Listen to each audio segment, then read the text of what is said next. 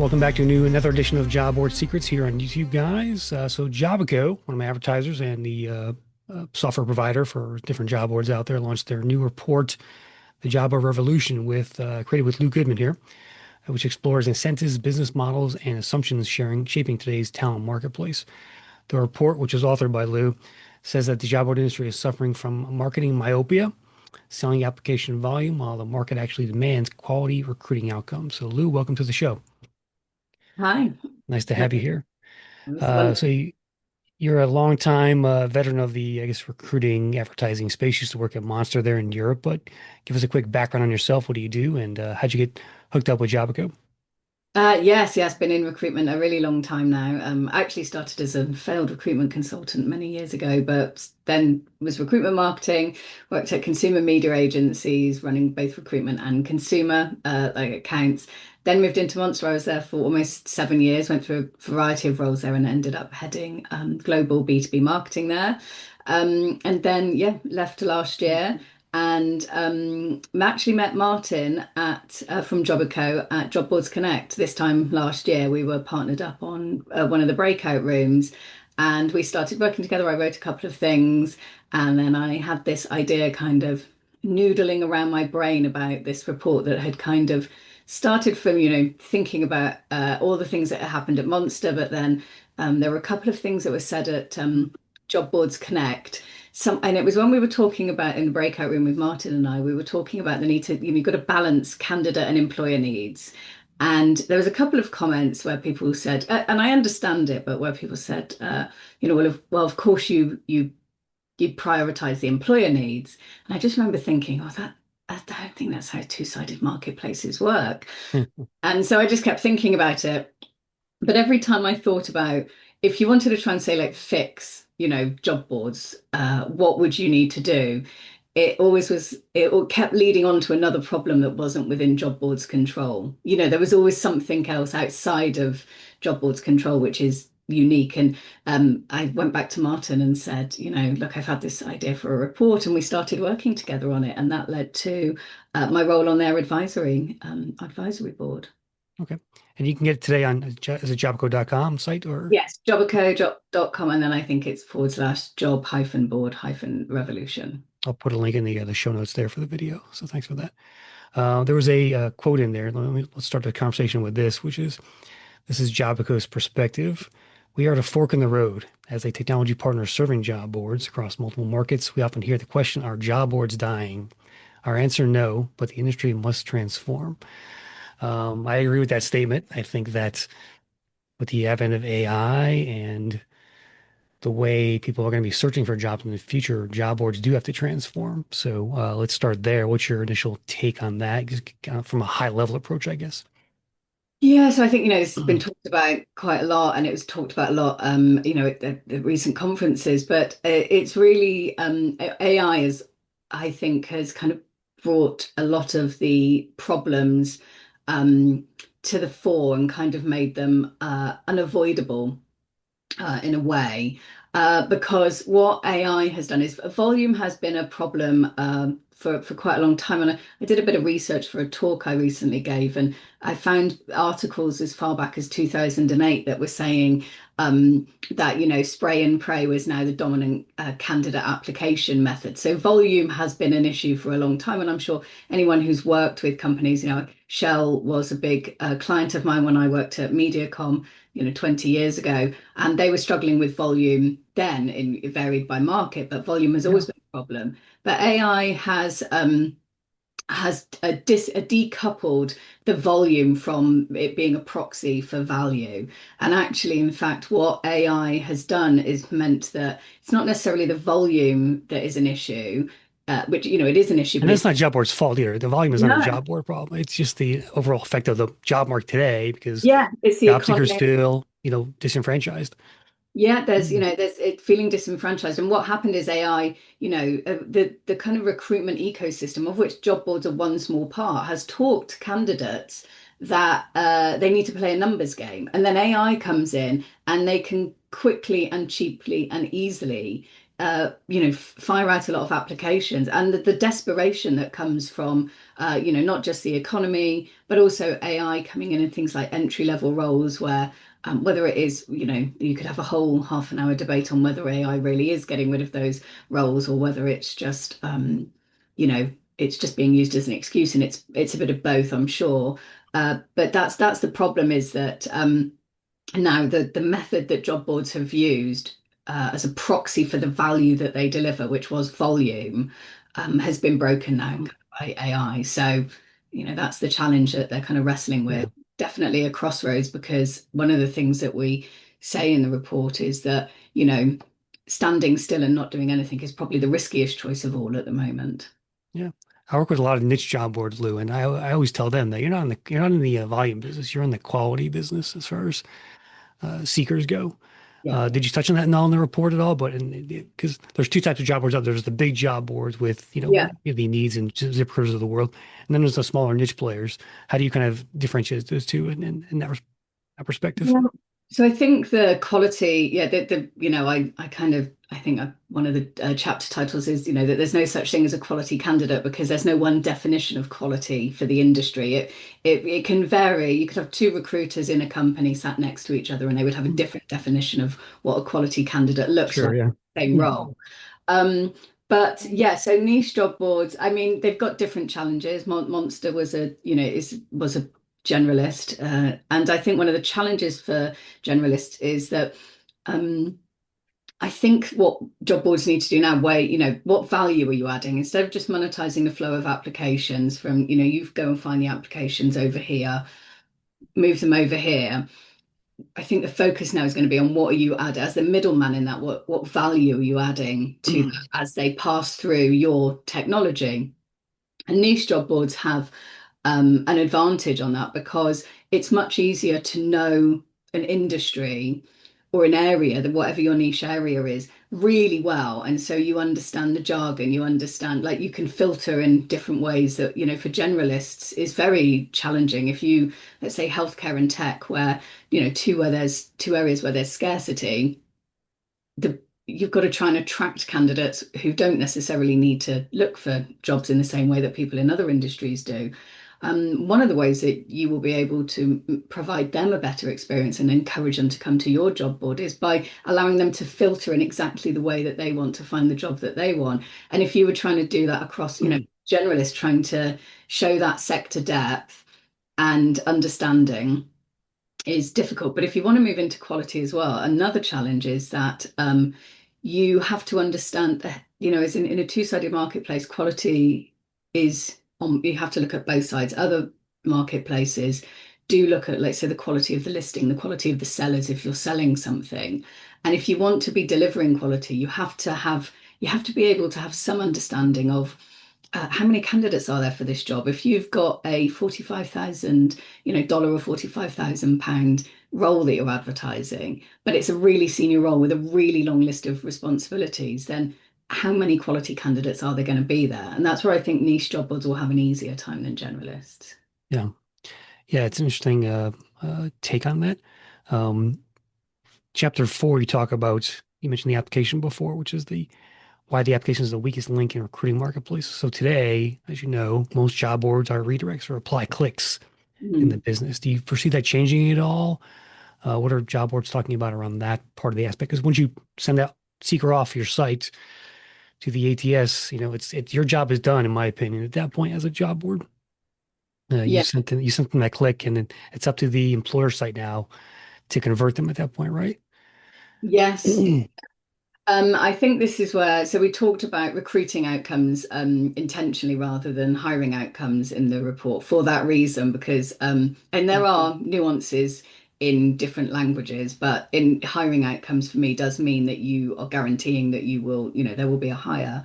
And there is a lot where we compare with other marketplaces. And what happens on most other marketplaces, apart from recruitment, is that the transaction pretty much takes place, the transaction is completed on the platform. Now there is, there's delivery, something like Uber, they get charged once they dropped off. There is a delivery element, obviously, with like retail marketplaces, but so much of what happens in recruitment is, is after the point. When I worked on the army account, and it was Capita who was running that, and they reviewed the whole journey, and it was like 18 months to get somebody from applying to going on basic training. And there were over 50 points at which candidates were dropping out during that funnel. Now, that's an extreme example because that's, the armed forces. But it really, there's so many things that are outside of job boards' control. Right. But as now applications have kind of been, AI apply has changed things. It's really thinking about if you want to move further up the value chain, and you do want to deliver recruiting outcomes, it's working out, what do your employers want? So what are you going to promise? Are you saying people that are good enough to be longlisted, or people that match a certain number of criteria that they will, maybe whatever you say, is it the right to work, or that they could be within could be within a commute, or they're willing to move within a commute. I think what outcome are the employers looking for? And there's a lot of different things between application and hire that they could do. But you're right, that then has to be done within the platform's ecosystem, because once you hand it over, you just can't build your monetization on something that you have zero control over or zero insight into. Yeah, you're really only your lead gen tool for that employer if you're just doing apply clicks. And that has value to me, but it's just, it's a click essentially, right? So it's like, okay, what's the value of that click? Well, it really depends on who clicked it and how good you were at attracting that person in the first place. Yeah, absolutely. There was when I was at Monster, there was lots of debates about this, quality and quality, can we say we'll deliver quality? And until you can define quality, you can't say you can deliver something. And actually, I think that's why I think we make the argument that job boards, ideally need to take ownership. If you're going to say that you're going to deliver quality or qualified applicants, you have to kind of own that and say, this is what we are defining as qualified, because otherwise, how are you going to match that to every client might have a completely different definition. Yeah. There was a Monster, there was a discussion around whether we deliver engaged traffic. And that inspired one of the things where I talk about the implicit signals that job boards make. I mean, it's like the body language. The name job board, it makes a promise, as does the job description. Because if all we're doing is delivering engaged traffic, then what's the job description for? So I think that those are some of the things, and I think that's where as well that do we, as job boards need to start maybe trying to give more guidance Right. to There's a quote in here. It says, job boards can't control what happens inside employer ATSs, but they can control the handoff, setting clear expectations, providing match signals before candidates invest time, and reducing friction where it doesn't serve as a quality filter. So talk about that a bit. And what does that mean job boards need to do in that case? so I think that in the job description again, you come back to with job descriptions, I think it's having a bit of a point of view and trying to guide employers on what good job descriptions look like. Now, of course, the challenge with that is that with ATSs, where you've got larger companies that use ATSs, they might not have a huge amount of control over it. But really, all that job boards can match to is the information that they are given from the employers, right? That's all that you can match to, because you don't have the relationship that a recruitment consultant does. Well, they should, recruitment consultants will be going and taking briefs and understanding. Um, and so something I have been thinking about lately, I'd love to get some research into, but I wonder how often people are rejected for things that aren't in the job description. So therefore, what can a job board can only match to the information that they're given from and so therefore then the quality becomes, you asked for these people and we have, to the best of our ability, with some authentication, and verification, we have matched these. But then it does mean that, if that means that job boards maybe start to become more of a gatekeeper for candidates, because if, what are you going to say? Is it a ranking? Are you going to be saying that these people don't match, or are you going to say that we're not going to allow people to apply? And I don't think there's any one way of doing that. Yeah. Most of the job boards, resume databases have kind of back in the day used to search those a lot from what career standpoint, but as a niche job owner, it's a good place for you to see what kind of quality you're getting as far as who's posting a resume and joining your site, and that's the way you can, I think you can sort of evaluate the quality of traffic you're getting, things like that overall. But let's talk about monetization a bit. Job boards face, revenue issues. Push lately has been to monetize the seeker. I think I see a lot Yeah. of, curating jobs and, selling that for, $6 a week or whatever it is. Have you seen a lot over there in Europe at all? Because I know you're based over there. Yeah. What are people saying about it? Give me some thoughts around that.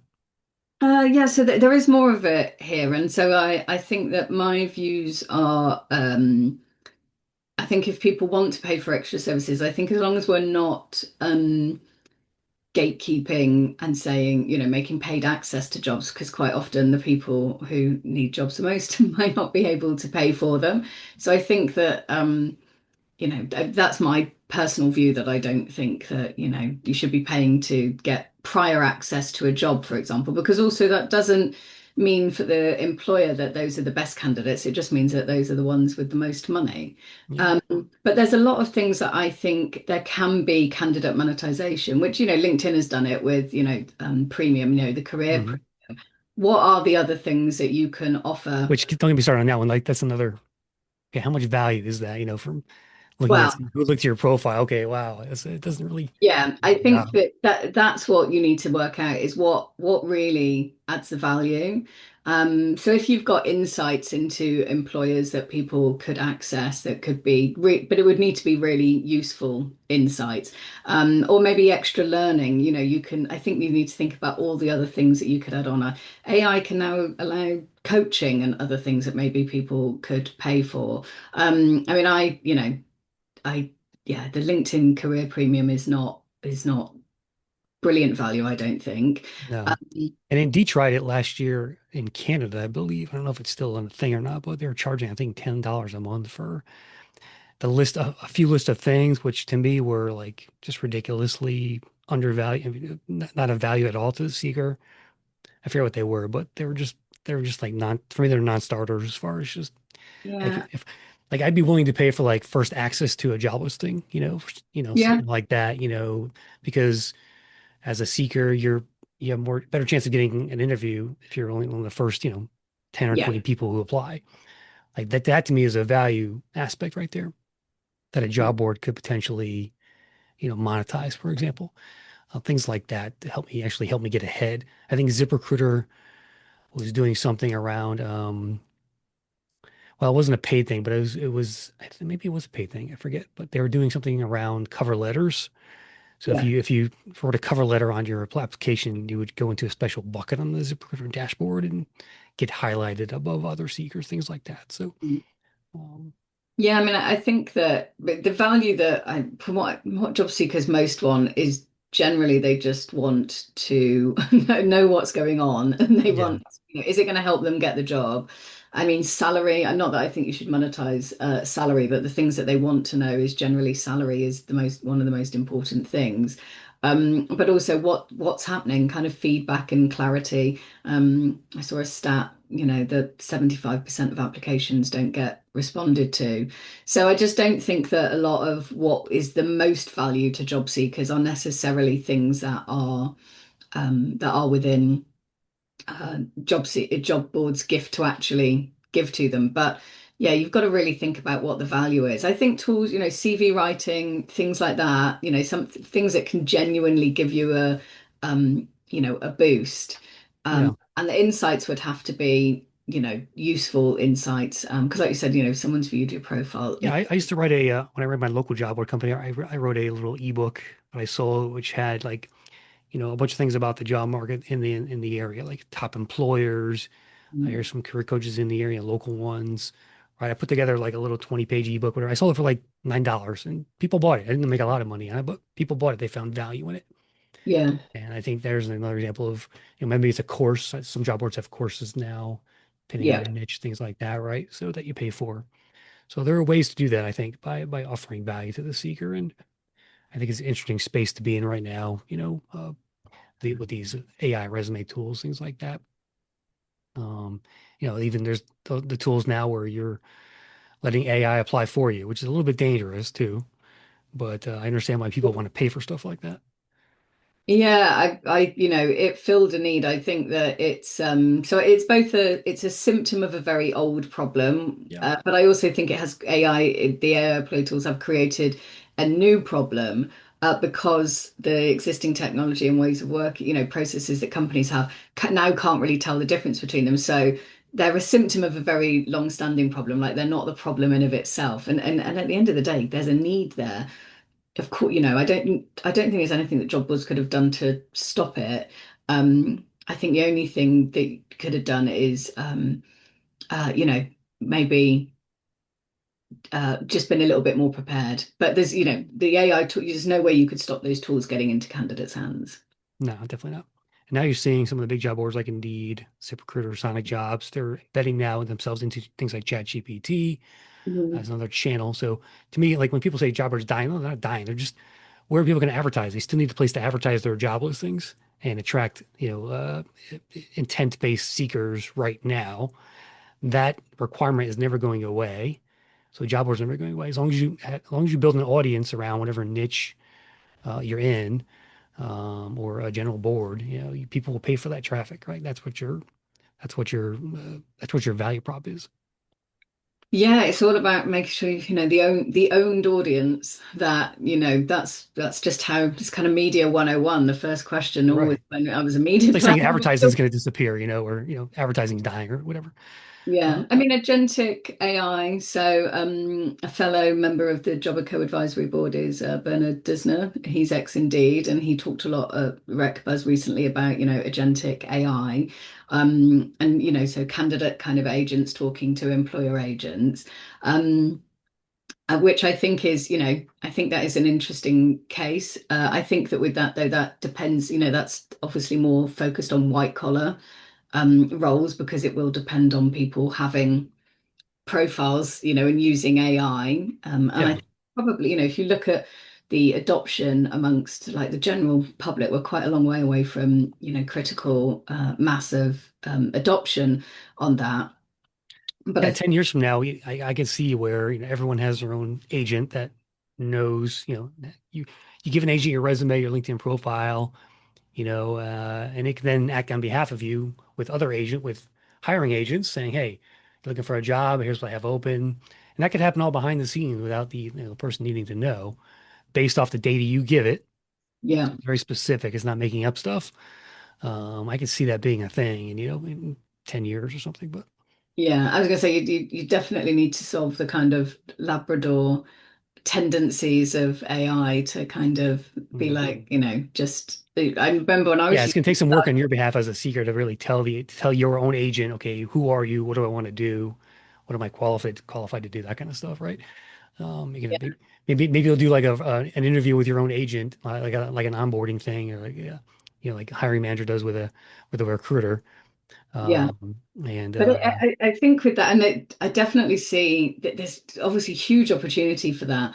How far you'd be able to get though, because there's so much stuff that people can do based on a skills base, and actually what that could do is that could massively unlock, moving away from just the CV and people looking at keywords on a CV to work out whether you can do the job.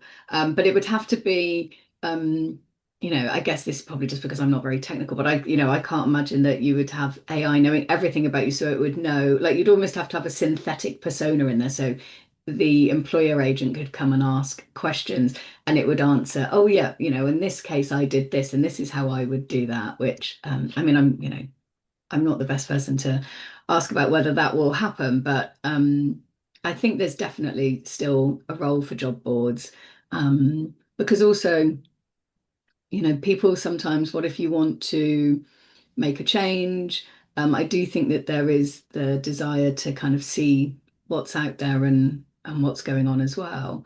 But yeah, definitely just, one of the things at the moment is it felt like things didn't change for quite a while in the job board industry, and then now it's yeah, nothing and but that's part of the problem too, right, Lou? Because I've had many customers and clients over the years who fail to just keep up with their sites. Like it's just You got to stay up with, when you run a job board, you're running an internet marketing business, Yeah. right? You got to keep up on all the marketing techniques and tactics. You got to keep growing your lists, and don't get stale. I've seen too many people just fall on their laurels and, status quo and think things are going to always be that way, and it's not. You have to Mm. constantly evolve your site and keep it going, and we're kind of reinvent itself every few years. Yeah, I mean it's important to keep up with things, but I also think that for job boards there's a daisy chain of other things as well. Like with if you work with ATSs, there's only certainly so many things that you can do, and also it's about the appetite in the employers to kind of change as well, because you know the job postings and what employers give you are such a big part of it that it's also changing. Yeah. And a It's lot of the employers are still focused on volume too. That's really what they care about. Like, give me more clicks, give me more, give me. So it's not always about quality. I think there's still the old mindset of I'm an employer. I need lots of clicks on my jobs. Yeah, and I think as well that there's, that there can be, I know there's pressure that recruiters get from hiring managers. Have they seen enough? Have you seen enough people? Are these, are these Right. the best? So there's a lot of kind of different pressures. But if you try and change something, there's always a lot of talk about, is the CV the best thing and is the job description the best thing? And actually, no, not really. There was research both done by London School of Economics and back in 1998 that I found that said like years of experience and education they were just really low down, like the worst predictors of job success. But Yeah. actually coming up with something different to use is just really hard because so many things have to change. Yeah. I had a client in that. I think they're still, I forget the name of the site now. I have to go back and look, but they didn't send applications. They just sent leads. They just sent like name, email address, phone number to the employer. So they skipped all that, clicking to apply, click stuff. I thought that was a great idea because that to me, that's essentially what a niche job board is. It's lead generation for a company who posts a job on there because they're going to redirect it anyway. So I thought that was a great way around the whole, circle of keep clicking as you click the apply button on a job board and go to some other site and get lost there, whatever. But I thought that was a great way of just cutting through the noise, and sending that lead right to that company you signed up with to their email address, and boom, you're done. Yeah. Yeah, it's interesting. Easy Apply is one of the things that came from job boards solving real problems that they were hearing from both employers and candidates because candidates didn't want to, it was going through and apply and then having to go and do a whole other, maybe put their information into the job board and then go and do another half an hour, 45 minutes. And so Easy Apply was to solve that friction. And also, it was feedback from employers that they wanted to see more clicks, that they were getting a lot of views, but why weren't they getting the conversion rates coming through? They Right. wanted to see more of those. And then Easy Apply as a solution solving, a rational, commercially sensible decision. I think it was introduced by LinkedIn first, wasn't it? And then kind of adopted by the rest of the market. And it was, it's a perfectly rational solution, but does have some downsides then because sometimes the more friction that you remove from some of these things, it's, there's unintended consequences. But that's why it's so difficult because, what job boards were kind of hearing there was people aren't clicking, not enough people aren't clicking on my ads. And so, well, maybe your job isn't attractive. Then you've got to go into it. How well is your ad written? Yeah, Are the exactly. requirements reasonable? You haven't put salary on it, so we can't see. There's actually you can't control that. And then the ATS is the job boards can't control it. So they came up with the best solution that they could. And that's where kind of the challenge always lies. Yeah, I used to have to rewrite a lot of job listings in the early days of my first job board for clients, and because they didn't know how to describe it properly. The job titles were bad, that kind of stuff. I had a discussion yesterday with a bunch of recruiting experts, and we were talking about application volume. Mm. And the thought was that ATSs are going to start throttling or allowing the employers to throttle application flow. So when it hits a certain level, 100 applications, 200, 400, whatever it is, it'll turn that job off or something like that. So I think that's coming down the pike on the employer side of things that Yeah, I you should think be you prepared be for. able to do that. Someone said to me that they recently that they thought that that was something that had been able to do that you could, cap and automatically close off. Yeah, it's not a big feature. It's not a prevalent feature right now, but I think a few ATSs have it. And I just think that with the advent of AI and the AI job boards happening, you're going to see a lot more ATSs come out with stuff like that to help throttle that listing. Yeah. Because you just can't look at 1,000 resumes. It's just impossible on the Yeah, employer especially side. if So there's, because there's also problems with, AI scanning or, how you rank them as well. So, yeah, yeah, and I always, I think it was 2012 where someone did some research, and back then recruiters were only able to they spent 6 seconds looking at a CV. I think the average was like six seconds. They did it with eye tracking. It wasn't just yep. asking people, it was kind of an eye tracking. Anecdotally, I just heard the same kind of stat just from a recruiter on LinkedIn. I think I saw it. He admitted that we only spent a few seconds looking at that resume. So even today, still, so it hasn't really changed. I don't think. Well, suffice to say, Lou, it's kind of a mess out there, I guess, right? It's really hard, but I think what obviously Jobico and I believe is that job boards do need, there's a vital place for them in the recruitment ecosystem.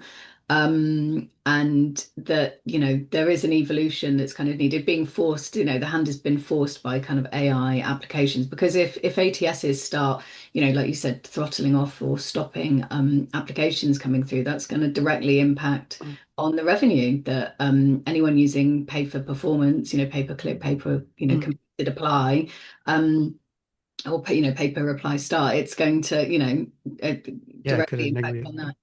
So, it's about thinking about different ways. And I think that matching and the marketing myopia thing, if we go right back to that, it's then really kind of just thinking that, applications are the mechanism. They were never really meant to be the product, but they were a really good proxy for a long time, and now they're not. And so it's kind of going back to, job boards really exist to connect people to opportunities and, and companies to talent. So there's a lot of different ways that that can be done. And traditionally job boards have been, with there's been a lot of variance within them, but within a quite narrow area down at the application area. And now there's the whole kind of, you can, if you want to go up to higher, that's where Indeed is aiming. But then, what data are you going to use? And actually, as I say in the report, disposition data is an unreliable narrator. It's great to, if you can get it, it's a nice to have. But there's a huge amount of things that disposition data can't tell you because you miss context. You don't know why someone was rejected. You're never going to get that information. And data quality, you can't validate the data quality because every recruiter, even within a company, might use those if they do use rejection reasons, might use those rejection reasons differently.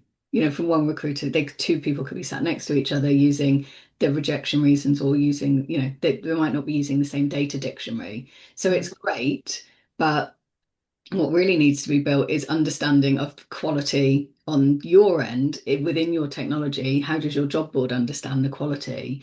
Because also then, it kind of removes this thing of the employer having all the power, saying, oh well, we didn't hire them, so we're not going to pay you for this.